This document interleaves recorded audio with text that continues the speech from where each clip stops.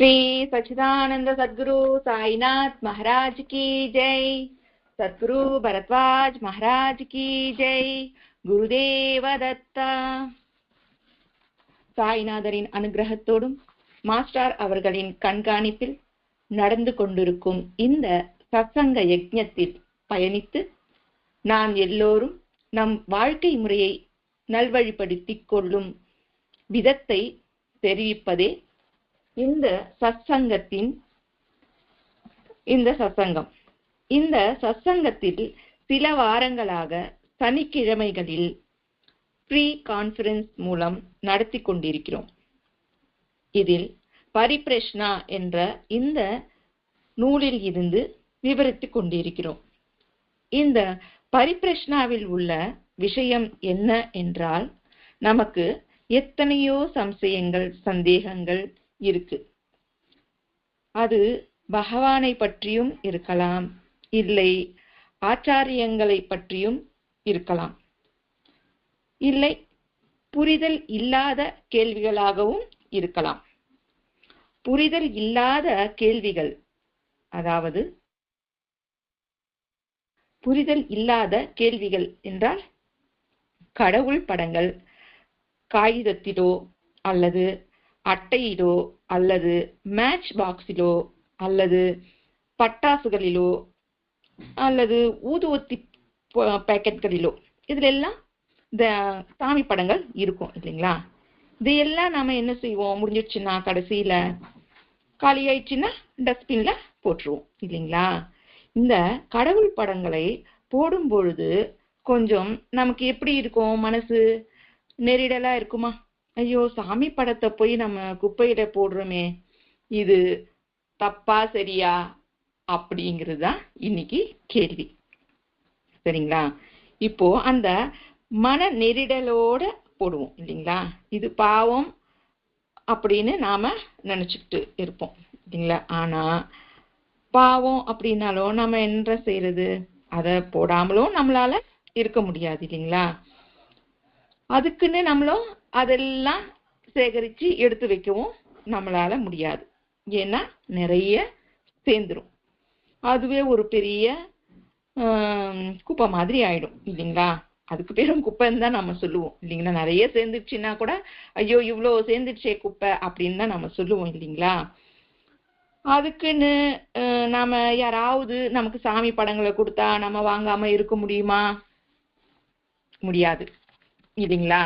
ஏன்னா வாங்காம இருந்துட்டா என்ன ஆகுமோ, சாமி நம்ம தேடி வரும் பொழுது நாம அதை வாங்காம இருந்துட்டா அது பாவமா ஆயிடுமோ அப்படின்னு இது போன்ற கேள்விகள் நமக்கு இறைவனிடத்துல புரிதல் இல்லாத கேள்விகளா நமக்கு இருக்கு இல்லைங்களா?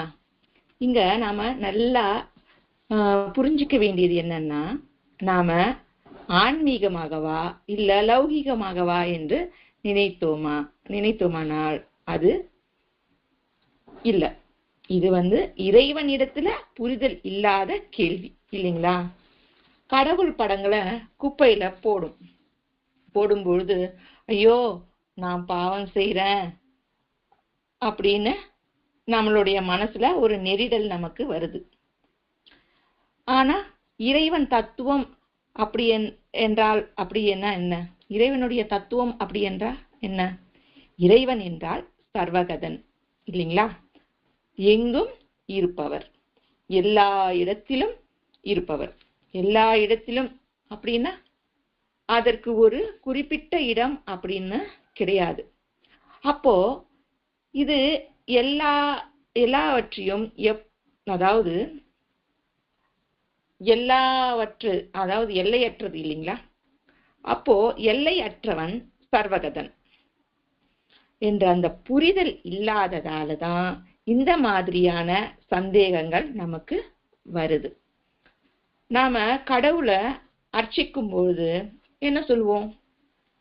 ஓம் சர்வகதனே நமக, ஓம் சர்வ வியாபகனே நமக, ஓம் விஸ்வ ரூபாய நமக, ஓம் விஸ்வ வியாபகாய நமக அப்படின்னு நாம சொல்லி பூஜை செய்யறோம். அப்படி நாம சர்வகதன் சர்வ வியாபகன் அப்படின்னா அந்த பாவம் எங்க போச்சு? நிஜமா நாம பூஜை செய்யறோமா இல்ல பூஜை செய்யற மாதிரி நடிக்கிறோமா? நடிக்கிறோம் அப்படின்னா நான் ஒத்துக்க மாட்டேன் இல்லைங்களா? நீ நடிக்கிற அப்படின்னு சொன்னா நான் எப்படி ஒத்துப்பேன்? நான் ஒத்துக்க மாட்டேன். இல்ல, நான் பூஜை தான் செய்யறேன் அப்படின்னு நான் சொல்வேன். அதுக்குதான் ஸ்ரீ கிருஷ்ண பகவான் சொல்லியிருக்கார். அதாவது இந்த முக்திக்காக தேடுபவர்கள் இருப்பாங்க இல்லையா, அப்படி அந்த தவிப்போட தேடுறவங்கள அப்படி தவிப்பு உடையவர்கள் 1000த்துல சில பேர் இருப்பாங்களாம். அந்த 1000த்துல சில பேர் இருக்கிறாங்க இல்லையா, அந்த சில பேர், அந்த 1000த்துல இருந்து சில சில பேரா எடுத்தா அதுல சில 1000 பேர்கள் இருப்பாங்க இல்லையா, அந்த சில 1000 பேர்ல தான் ஒரு 2-3 ஞானிகள் இருப்பாங்களாம். அத்தனை பேர் தேடல தான் சில ஞானிகள் அதுல இருந்து வெளியே வருவாங்களாம். அப்படி அந்த மாதிரியான ஞானிகள்ல நாம இருக்கோமா? இல்ல அந்த தேடல் இருக்கிறவங்க இருக்காங்க இல்லையா, அந்த தேடுபவர்களையாவது நாம இருக்கோமா அப்படின்னு நம்மள நாமே இங்க கேள்வி கேட்டுக்கணும். இப்போ குரு சரித்திரத்துல ஒரு ஒரு அம்மா குரு சரித்திரம் படிச்சிருக்காங்க, அதாவது பாராயணம் பண்ணியிருக்கேன் அப்படின்னு சொல்றாங்க. அவங்க நான் 101 முறை நான் பாராயணம் செஞ்சேன், குரு சரித்திரத்தை 101 முறை நான் பாராயணம் செஞ்சிருக்கேன் அப்படின்னு சொல்றாங்க. சொல்லிட்டு அதுல என்னது கிழியாத அந்த ரவிக்க, அப்புறம் உடையாத எங்க வேணாலும் எடுத்துக்கு போற மாதிரி அந்த குடிசை, அதுக்கப்புறமா எப்போ போட்டாலும் சரியா இருக்கிற செருப்பு, இதெல்லாம் என்னது எனக்கு அது தெரியல அப்படின்னு சொல்றாங்க. அப்போ இவங்க 101 முறை பாராயணம் செஞ்சிருக்காங்க குரு சரித்திரத்தை.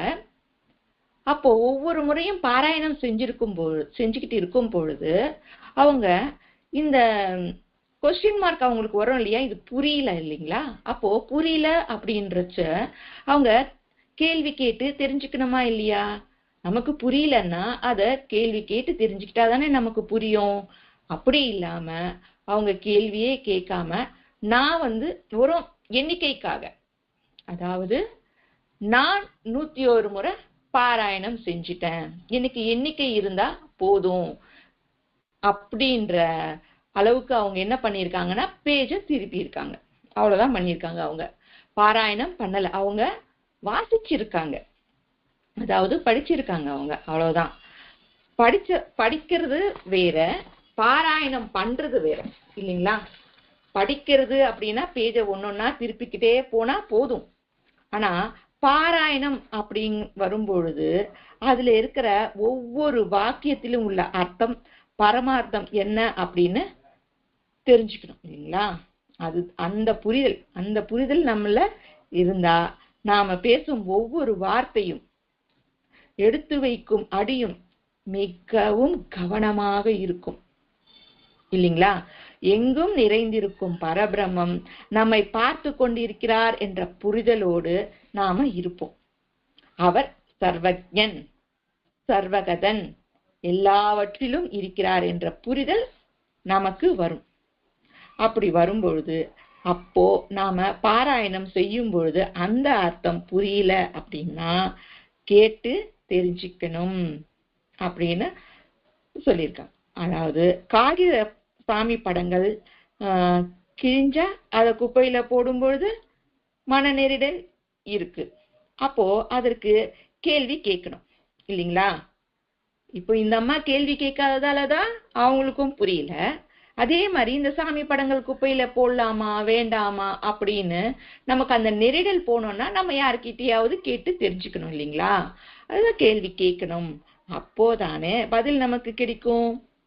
அந்த தைரியம் நமக்கு இருக்கணும். அவங்க என்ன நினைப்பாங்களோ, இந்த கேள்வி கேட்டா ஏதாவது நினைப்பாங்களோ அப்படின்னு நாம நினைச்சுக்கிட்டே இருக்கோம்.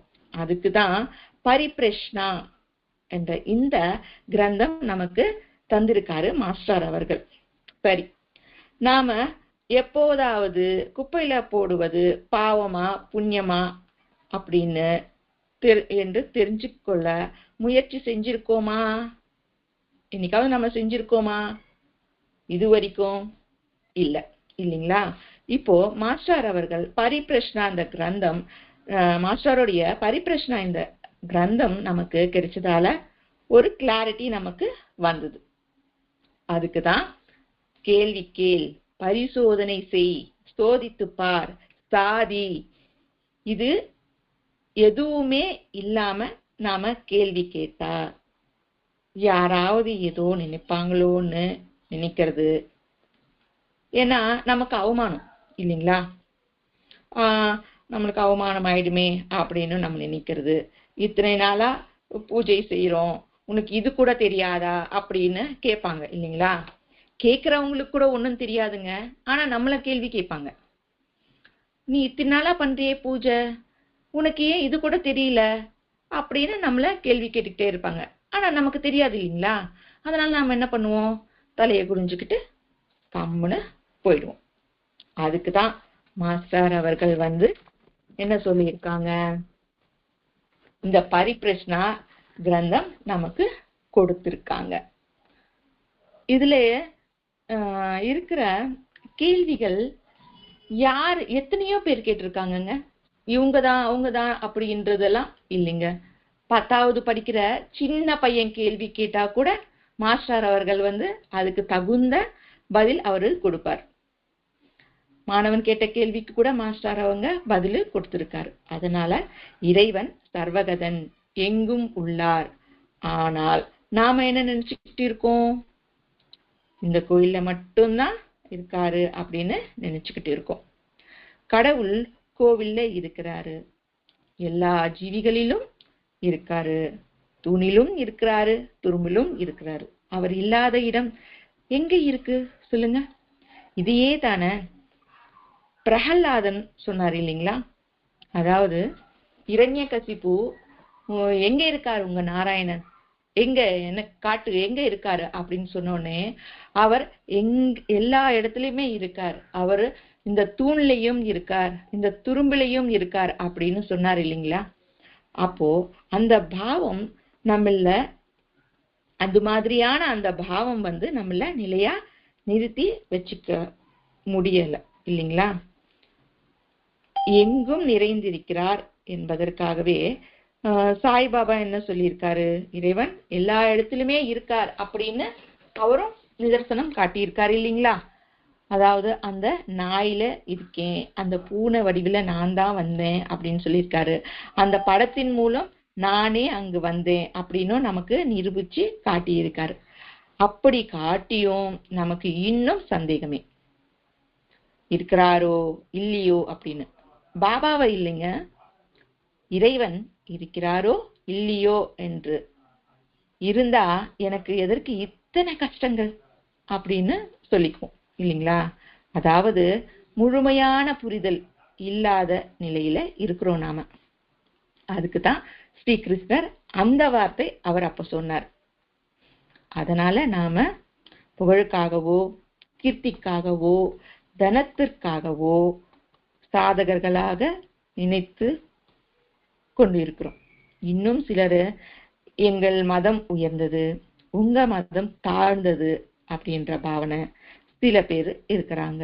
இன்னும் சிலர் நான் பெரிய ஜோதிடன், வருங்காலம் நிகழ்காலம் எல்லாமே என்னால சொல்ல முடியும், எல்லாம் என்னால கணிக்க முடியும் அப்படின்னும் இன்னும் சில பேர் நிறைய சிஷ்யர்களை சேகரிச்சு பணம் சம்பாதிச்சுக்கிட்டு சிலர் இருக்கிறாங்க.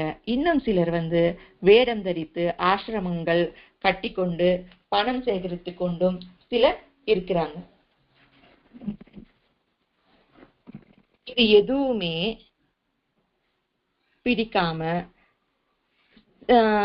சிலர் நார்மலா இருக்கலாம், பூஜைகள் செஞ்சுட்டு சம்சாரத்துல இருக்கிறவங்களும் சில பேர் இருக்கிறாங்க. இவங்க என்ன தெரியுது, இவங்கள என்ன தெரியுது அப்படின்னா யாருக்கும் முழுமையான புரிதல் கிடையாது அப்படின்றத நாம புரிஞ்சுக்கணும். இந்த புரிதல் இல்லாததாலதான் மனித இனத்தை நாசப்படுத்தி கொண்டிருக்கிறது அப்படின்னு சொல்லலாம். நாசப்படுத்தி கொண்டு இருக்கிறது அப்படின்னா என்ன? நாசப்படுத்தி கொண்டு இருக்கிறது அப்படின்னா மீண்டும் மீண்டும் பிறப்பு எடுத்துக்கொண்டு இருக்கிறோம் அப்படின்னு அர்த்தம். இதுவே பாபா சொன்னது. இறைவன் எங்கும் இருக்கிறார் என்ற பாவத்தை திடப்படுத்திக்கொள், நித்தியம் பாராயணம் செய். அதுவே அதாவது நித்தியம் பாராயணம் செய் சொன்னாங்க. அது பாபா சரித்திரமா, இல்ல பகவத்கீதையா, இல்ல பைபிளா, குரானா அப்படிங்கிறது இல்லைங்க. எதுவானாலும் சரி, சத்சங்கம் பாராயணம் செய்யணும். அத தினந்தோறும் நம்ம வாழ்வில வாடிக்கையா செஞ்சு கொண்டான்னா இது மாதிரியான சந்தேகங்கள் வருவதற்கு வாய்ப்பு இருக்காது. எவ்வளவு சொன்னாலும் இன்னும் அதே சமஸ்யங்கள்ல இருந்தா எப்போதும் இதை நாம கடந்து போறோம். சரிங்க, இப்படியே நினைச்சுக்கிட்டே இருந்தோம்னா எப்ப நாம இதெல்லாம் கடந்து போறது? இந்த சம்சார கடலை கடப்பதற்கு வாய்ப்பு இருக்குங்க. அது எல்லோரும் அது எப்படின்னா, அது எல்லோரும் ஆசைப்படுவது போல என்ன நினைச்சுக்கிட்டு இருக்கோம்? முக்தி வேணும், மோட்சம் வேணும் அப்படின்னு நாம நினைக்கிறோம். அந்த வாக்கியங்களை யூஸ் பண்ணுவோம் இல்லைங்களா? நாம யூஸ் பண்ணுவோமா இல்லைங்களா? கண்டிப்பா. எனக்கு முக்தி மோட்சம் கிடைச்சா, எனக்கு இந்த முக்தி கிடைக்கிறதுக்கு தான் நான் இதை பண்றேன், மோட்சம் கிடைக்கிறதுக்கு தான் நான் இதை பண்றேன் அப்படின்னு நாம சொல்றோம். இந்த முக்தி மோட்சம் அப்படின்னு யூஸ் பண்றோம் இல்லைங்களா? இந்த முக்தி மோட்சம் இல்லைங்க. முக்தி மோட்சம் எதுக்கு? நமக்கு ஆனந்தம் தான் வேணும் இல்லைங்களா? ஆனந்தம். ஆனந்தம் அப்படின்னா அதுக்கு பதில் இந்த முக்தி மோட்சம் என்பது நமக்கு புரியாத ஒன்று இல்லைங்களா?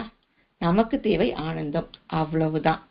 அந்த ஆனந்தமே ஒவ்வொருத்தருக்கும் நல்லது. ஆனா ஆனந்தத்துக்கு தேவைப்படும் லட்சணங்களை மட்டும் நாம சந்தேகிச்சுக்கிட்டே இருப்போம். அதுல விழுந்தா நாம சன்னியாசி ஆயிடுவோமோ,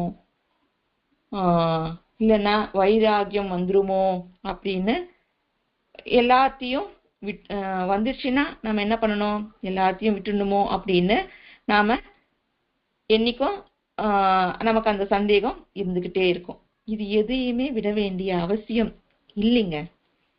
நமது கடமைய சரியா செஞ்சாலே அதுவே நம்மை இறைவனிடத்துல கூட்டிட்டு போய் சேர்த்துரும் அப்படின்னு சொல்றதுதான் மகான்களின் எண்ணம். சரிங்களா?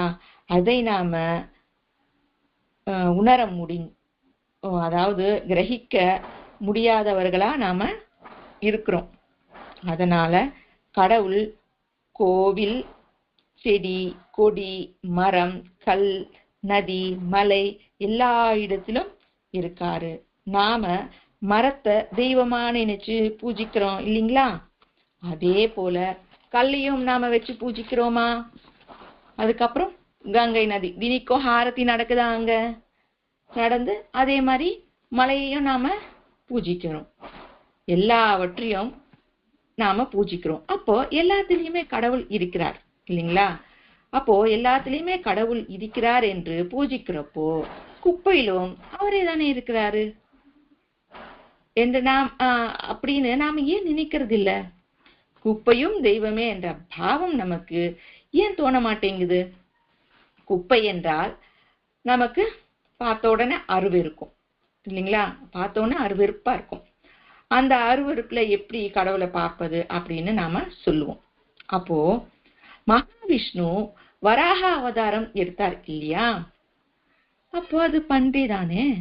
பன்றிய பார்த்தா அருவருப்பு வராதா? ஏன் நாம கையெடுத்து கும்பிடுறோம்? வராக அவதாரம் என்றா நாம கையெடுத்து கும்பிடுவோம். ஆனா சாக்கடையை பார்த்தா அருவருப்போம் இல்லைங்களா? ஆமா, சாக்கடையை பார்த்தா அருவருப்பு வரதான் செய்யும். சரிங்களா? வரதான் செய்யும். ஆனா அத பார்த்துட்டு நாம தூரமா போகணுமே தவிர நம்ம மனசுல அத பார்த்து வெறுப்பு வரக்கூடாது. குப்பையை பார்த்தா அருவருத்து அருவெருத்து அதாவது அருவெருப்பு. வராகமூர்த்திய பார்த்தா கும்பிடுறோம். அப்போ கும்பிடுவது எந்த அளவுக்கு நான் நியாயம்? அதுக்கு தாங்க இறைவன் அந்த அவதாரங்களை எடுத்தது. நாம இந்த மாதிரியான அருவெருப்பு நம்ம மனசுல ஏற்படக்கூடாது அப்படின்றதுக்காக தான்.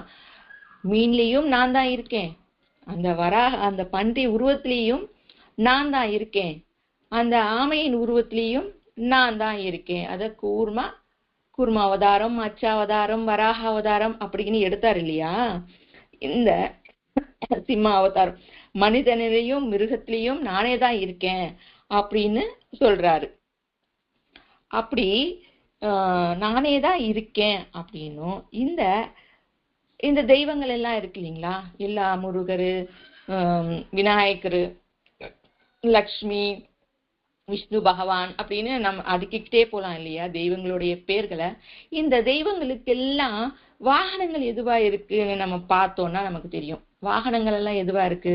ஒண்ணு மிருகமா இருக்கும், இல்லைன்னா பறவைகளா இருக்கும் இல்லைங்களா? அப்போ இங்க அவங்க நமக்கு என்ன சொல்றாங்கன்னு பாருங்க. எல்லாத்துலயுமே நான் தான் இருக்கேன் அப்படின்ற அந்த பாவம் நம்மள தோன்றணும் அப்படின்றதுக்காக தான். நம் மனசுல அருவெருப்பு இருக்கக்கூடாது. கெட்டதா இருந்தா தூரமா போ, ஆனா அத வெறுக்காத, அத நாம நினைவுல வச்சுக்கணும். சரிங்களா? இப்படி ஒவ்வொரு குப்பையிலும் அவரே இருக்கிறார் என்ற பாவம் ஏன் நமக்கு வராமல் இருக்கு? அப்ப எதுக்கு எல்லாத்தையும் பூஜிக்கிறோம்? ஏனென்றால் அவற்றிலெல்லாம் இறைவன் இருக்கிறார் என்ற விழிப்பு நமக்கு இருக்க வேண்டும் என்பதற்காக இல்ல பூஜிக்கிறோம். அதாவது என் பேக்கெட்ல ஒரு பேனா இருக்கு, அந்த பேனாவில நான் பாபா போட்டோ போட்டு வச்சிருக்கேன். அதே மாதிரி ஒரு தங்க மோதிரம் என் விரல்ல இருக்கு, அது மேலேயும் பாபாவுடைய போட்டோவை போட்டிருக்கேன். அதாவது தங்கத்திலேயே பாபாவை அந்த ரூபம் பதிச்சு வச்சிருக்கேன். சில நாள் ஆனது, அந்த பாபாவுடைய அந்த ரிங் இருக்கு இல்லையா, அந்த தங்கத்துல இருக்கிற ரிங் இருக்கு இல்லைங்களா, அது உடைஞ்சு போச்சு. இப்போ அது தங்கம், தூக்கி குப்பையில போட முடியாது இல்லைங்களா? இல்ல பாபான்னு தூக்கி குப்பையில போடாம வச்சிருக்கவும் முடியாது இல்லைங்களா? ஏன்னா அது தங்கமாச்சே, அதை உருக்கி நான் வேற ஏதாவது செஞ்சுக்கலாம். இல்ல அதே மாதிரி உருவத்தையும் அதுல பதிய வச்சு மறுபடியும் நான் போட்டுக்கலாம். அப்போ அந்த ரிங்கை நான் மறுபடியும் புதுசா ஆக்கணும் அப்படின்னா அந்த பாபா உருவம் போட்ட அந்த ரிங்கை நான் நெருப்புல போடணுமா இல்லையா? கரைய வைக்கணுமா இல்லையா? அப்போ அது பாபாவை நெருப்புல போட்ட மாதிரி ஆயிடுமா? இல்ல இல்லைங்களா? இத மாதிரிதான் நாம நல்லா யோசிக்கணும். இதுதான் மாஸ்டர் அவர்கள் ஒவ்வொன்னையும் யோசிச்சு ஆராய்ந்து நமக்கு கொடுத்திருக்காரு. இவரு நார்மலான மனுஷன் அப்படின்னு நாம நினைச்சுக்கிட்டு இருக்கோங்க மாஸ்டர் அவர்களை. ஆனா அவர் மகனியன், மகா புருஷன். எப்படி சொன்னாலும் அது அவருக்கு தகும் இல்லைங்களா? அதாவது அவரு நார்மலான மனுஷன்தான், நம்மளை போல இருக்கிறாரு இல்லைங்களா? நம்மளை போலவே கல்யாணம் பண்ணிக்கிட்டாரு, நம்மளை போலவே பிள்ளைகளை பெற்றுக்கிட்டாரு, நம்மளை போலவே எல்லாரிடத்திலையும் நல்லா சிரிச்சு பேசி பழகியும் இருக்காரு. ஆனா அவருடைய நிலை என்ன என்பது இந்த பரிபிரஷ்னா என்ற இந்த திருநூலை படிச்சா நமக்கு தெரியும். இவர் எழுதிய நூல்களை படிக்கும்போது ஒவ்வொரு வாக்கியத்திலும் உள்ள அர்த்தத்தை நாம புரிஞ்சுக்கிட்டோம்னா இவருடைய திவ்யத்துவம் என்ன அப்படின்றது நமக்கு புரியும். எனக்கு மாஸ்டர் பிடிக்கும் அப்படின்றதால நான் இதெல்லாம் சொல்றேங்க. எனக்கு பிடிக்கும் பிடிக்காது அது வேற விஷயம். ஆனா இவர் எழுதிய அந்த நூல்கள், மதம் எதற்கு, விஞ்ஞான வீச்சுக்களு, எல்லாமே சயின்ஸுங்க. இந்த விஞ்ஞான வீச்சுக்களு என்ற அந்த புத்தகத்தை நாம படிச்சோம் அப்படின்னா நமக்கு புரியும். அந்த புஸ்தகத்தை அவர் எழுதணும்னா அவர் எத்தனை 1000 புஸ்தகங்களை படிச்சிருக்கணும். இத்தனைக்கும் அவர் இங்கிலீஷ் ப்ரொஃபஸர். ஆனா எதை கேட்டாலும் அவர்கிட்ட ஆன்சர் ரெடியா இருக்குங்க. ஏன்னா இவருக்கு சின்ன வயசுல இருந்தே புத்தகங்கள் மேல ரொம்ப அதிக ஈடுபாடு இருந்தது. அப்பேற்பட்ட மகாபுருஷர் பரத்வாஜா மாஸ்டர் அவர்கள். அவர் நமக்கு இந்த நூல்களை தராத பட்சம் எப்படி தெரியுமா இருக்கும், நூல் அருந்த பட்டம் போல இருக்கும் நம்மளுடைய வாழ்க்கை. சோ அதனால அந்த காகிதத்திலும் இறைவன் இருக்கிறான் என்ற நினைவு வைத்து கொண்டால் போதும். அதை மறந்தால் சாயியை குப்பையில் போடுகிறேன் என்ற நினைப்பு, அதாவது நான் காகிதத்தை போடவில்லை, பாபாவை அந்த குப்பையில போடுறேன், எல்லாவற்றிலும் அவர் இருக்கிறார் அப்படின்றத மறந்ததினால் குப்பையில் அவர் இல்லை அப்படின்ற பாவனையை குப்பையில போடுறோம்.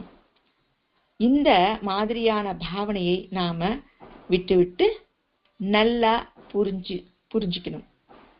புரிந்து கொள்ளும் அளவிற்கு நாம நம்மை தயார்படுத்தி கொள்ளணும். அதற்கு நல்ல நல்ல கிரந்தங்களையும் மகான்களின் சரித்திரங்கள் பாராயணம் செய்யணும்.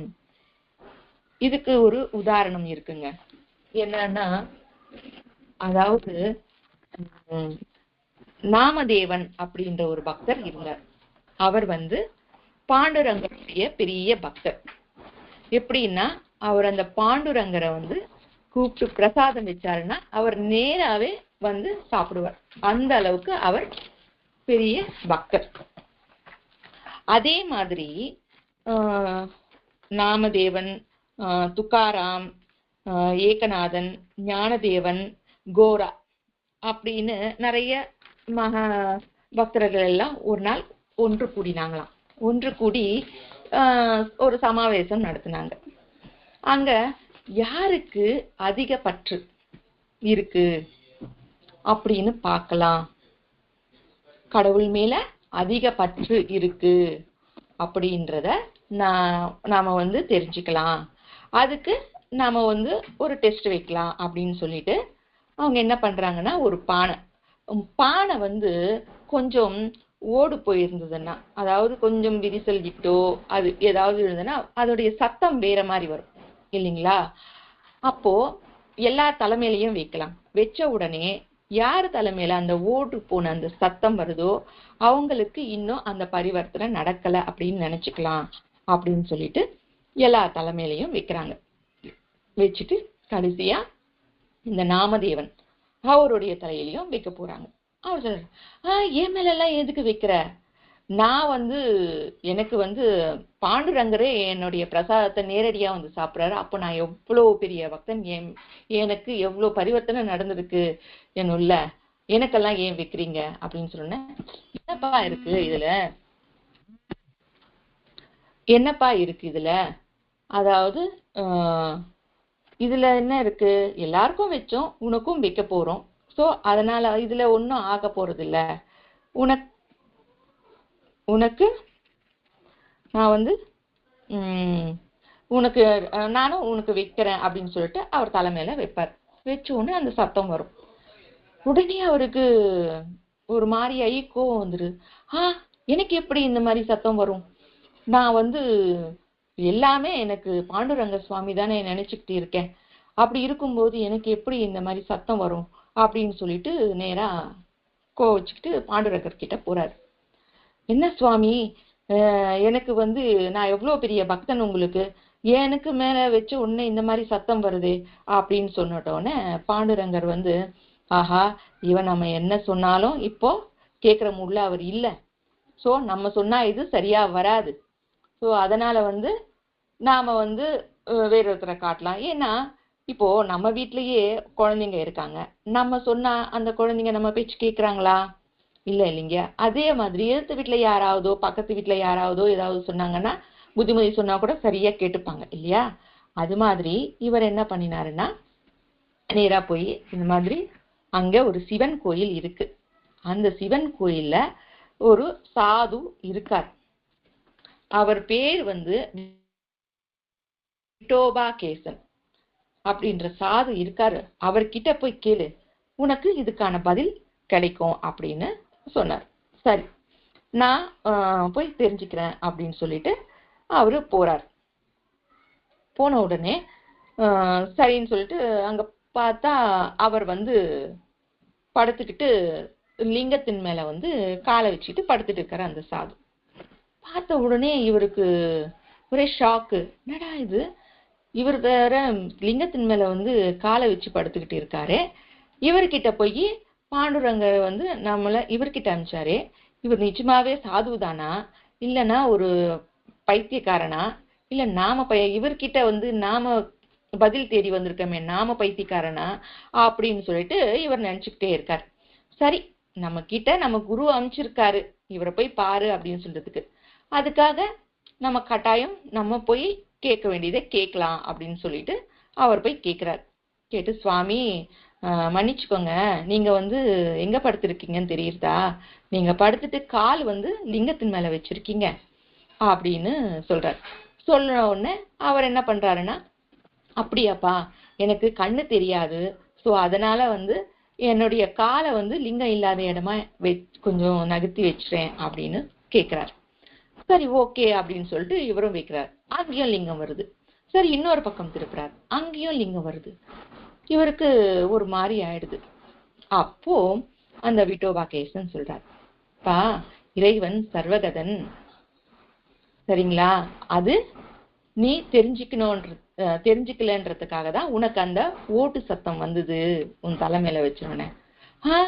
ஏன் மேல ஓட்டு சத்தம் வந்ததுன்னு உங்களுக்கு எப்படி தெரியும் அப்படின்னு கேட்டோன்னே, இதை தெரிஞ்சுக்கிறதுக்காக தானே பாண்டுரங்கர் உன்னை என்கிட்ட அனுப்பிச்சாரு அப்படின்னு.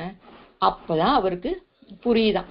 உடனே அவரு காலில் விழறாராம். அப்ப சொல்றாராம் அவர், இறைவன் சர்வகதன், அவர் எங்கும் இருக்கிறார் என்ற பாவம் ஏகநாதன், ஞானதேவன், அதாவது துக்காராம் அவங்க கிட்ட எல்லாம் இருக்கு. அதை சொல்றதுக்காக தான் உன்னை இங்க அனுப்பினாரு அப்படின்னு. அது உன்கிட்ட இல்ல, அவங்க கிட்ட இருக்கு, எல்லா இடத்திலும் இருக்கிறது அவரே தான் அப்படின்னு சொல்றதுக்காக தான் அவர் உங்களை இங்க அனுப்பினாரு அப்படின்னு சொல்றாங்களாம். அப்போ பாத்தீங்களா, சர்வகதன் எல்லா இடத்திலும் இருக்கிறார். அவர் என்ன நினைச்சுக்கிட்டு இருக்காரு, பாண்டுரங்க சுவாமி கிட்டதான் மொத்தமும் இருக்கு, வேற எங்கேயுமே இல்ல அப்படின்னு நினைச்சதாலதான் கடவுள் இந்த மாதிரியான ஒரு விஷயம் நடத்தி அவருக்கு புரிய வச்சார்.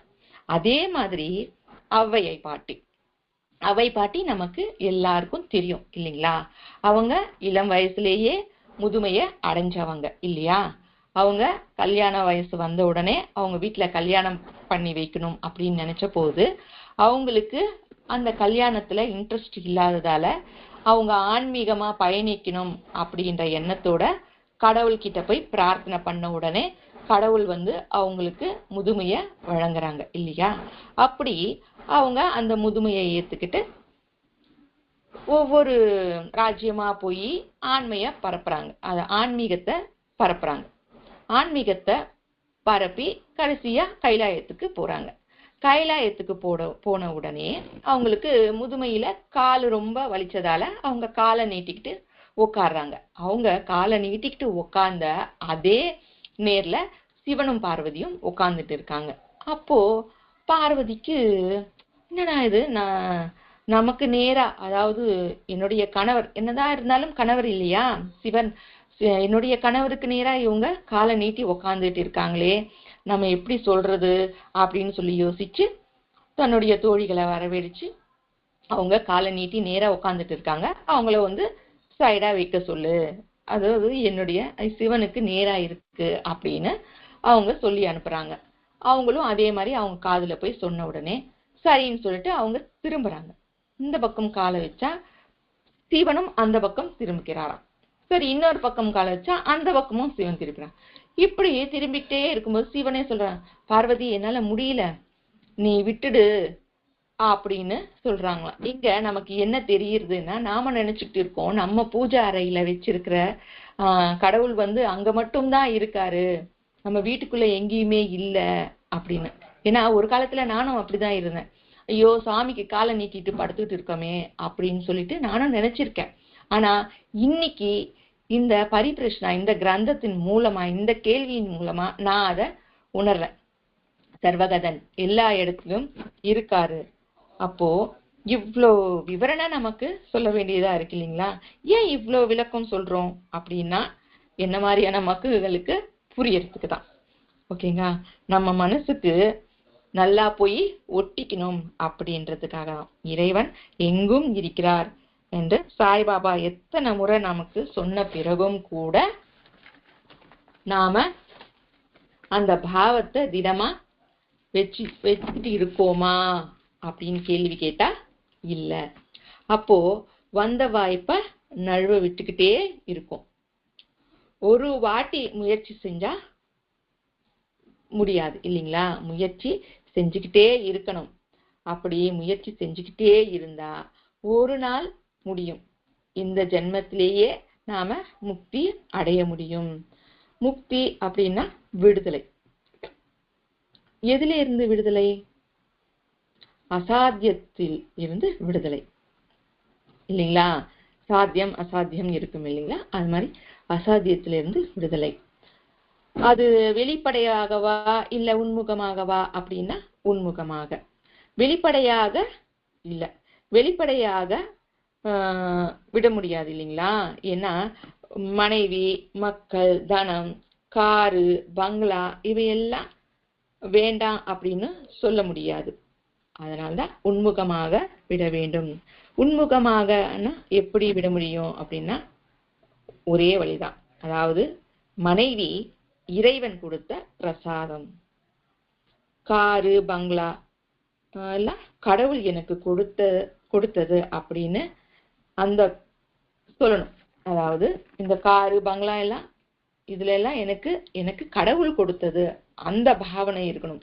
அதாவது ஏஆர் ரஹ்மான் சொன்னார் இல்லைங்களா, ஆஸ்கார் விருது வாங்கும் பொழுது எல்லா புகழும் இறைவனுக்கே அப்படின்னு சொல்லிட்டு, அந்த மாதிரி சரிங்களா? அந்த பாவனை கொள்வதே. இதில் எனக்கு எந்த சம்பந்தமும் இல்லை, எல்லாம் அவன் செயல் அப்படின்னு சொல்லும் பொழுது நீ இறைவனை நினைக்கிறியா இல்லையா? அதையேதான் வைராகியம் அப்படின்னு சொல்லுவாங்க. வைராகியம் அப்படின்னா எல்லாவற்றையும் விட்டுணும் அப்படின்னு நினைச்சுக்கிட்டு இருக்கோம். அந்த மாதிரி இல்ல. வைராகியம் அப்படின்னா அசாத்தியமே அதுல இருந்து நாம வெளிவருவது என்று அர்த்தம். அதாவது பிடித்தும் பிடிக்காததை போல இரு, என்னுடையது என்று எல்லாமே என்னுடையது என்று நாம நினைச்சோம்னா துக்கம் இல்லைங்களா? எதுவும் இல்லை அப்படின்னா துக்கம் இல்லை. அந்த பாவம் நம்மள வரணும் என்பதற்காகவே சாய்பாபா இத்தனை விளக்கம் நமக்கு கொடுத்திருக்காரு. இந்த நிலை நமக்கு வரும் வரை இதை தடுக்க முடியாது. எந்த நிலை அப்படின்னா ஔவையாருடைய நிலை, அந்த நாமதேவனுடைய நிலை, அந்த நிலை. அப்படி தடுக்கணும் அப்படின்னா அப்படிப்பட்ட படங்களை நாம வாங்க வேண்டிய அவசியம் இல்லை இல்லைங்களா? இப்போ வத்திப்பெட்டியில அம்மனுடைய போட்டோ போட்டிருக்குன்னா அப்பேற்பட்ட வத்திப்பெட்டியை நம்ம வாங்க வேண்டியதில்லை. ஏன்னா நமக்கு அந்த நெரிடல் இருக்கும் பொழுது அதுல இருந்து நம்ம வெளியே வர முடியல. அப்போ என்ன பண்ணணும்? அதுக்கு என்ன செய்யலாம் அப்படின்னா அப்பேற்பட்ட ஊதுவத்தியோ இல்ல வத்திப்பெட்டியோ பட்டாசுகளையோ நம்ம வாங்காம இருக்கிறது சரி இல்லைங்களா? வாங்கிட்டு அதுக்கு எதுக்கு நம்ம மனது நெரிடலோட இருக்கணும் இல்லைங்களா? அந்த மாதிரி படங்களை நாம வாங்காமல இருக்கிறதே மேல அப்படின்னு சொன்னாங்க. எல்லாரிடத்திலும் குப்பையிலும் அந்த பரம்பொருள் தான் இருக்கிறார் என்ற பாவனை இருந்தால் வாங்கும் இதை அதாவது வாங்கும் இதை வாங்கு இதை வாங்காத அப்படின்னு எதையுமே நம்மளால சொல்ல முடியாது இல்லைங்களா? உன்னால முடியலையா, நீ வாங்காத, அவ்வளவுதான். வாங்கினா அந்த நெரிடல் வச்சுக்காத, குப்பையிலையும் அந்த கடவுள் தான் இருக்கா அப்படின்னு நினைச்சுக்கோ. இத நீ வாங்கவே வேண்டாம் அப்படின்னும் ஆன்மீகத்துல சொல்லக்கூடாது இல்லைங்களா? இது நல்லது இது கெட்டது என்று மட்டும்தான் நம்மளால சொல்ல முடியும். அதனுடைய ரீசன் என்ன? கடவுள் எல்லா இடத்துலயும் இருக்காருன்னு தான் என்னால சொல்ல முடியும். நீ அப்படி நினைச்சுக்கிட்டு தான் இப்படி போடணும் அப்படின்னு என்னால மற்றவங்கள வற்புறுத்த முடியாது இல்லையா? அது ஆன்மீகத்துல அது அதாவது அது சொல்லவே கூடாது அப்படின்னு சொல்றாங்க. இதைத்தான் நீ செய்யணும், அதைத்தான் செய்யணும் அப்படின்னு என்னால கட்டாயப்படுத்த முடியாது இல்லைங்களா? ஏன்னா ஸ்ரீ கிருஷ்ண பகவானே பகவத்கீதைய முழுசா அர்ஜுனனுக்கு சொன்னாரே தவிர, அர்ஜுனா நான் உனக்கு சொல்லிட்டேன், நீ போர் செய்யறதோ செய்யாததோ உன்னுடைய விஷயம், இதுல நான் உன்னை வலியுறுத்த மாட்டேன் அப்படின்னு சொல்லியிருக்காரு இல்லையா? சோ அதனால நாமளும் யாரையும் வற்புறுத்த முடியாது, சொல்லதான் முடியுமே தவிர யாருக்கும் வற்புறுத்த நம்ம செய்யக்கூடாது அப்படின்னு சொல்றாங்க. ஒவ்வொருத்தரும் சொல்லுவாங்க இப்படிதான் பூஜை செய்யணும் அப்படின்னு சொல்லுவாங்க, இது மாதிரிதான் செய்யணும், அப்படிலாம் செய்யக்கூடாதுன்னு கூட சொல்லுவாங்க இல்லைங்களா?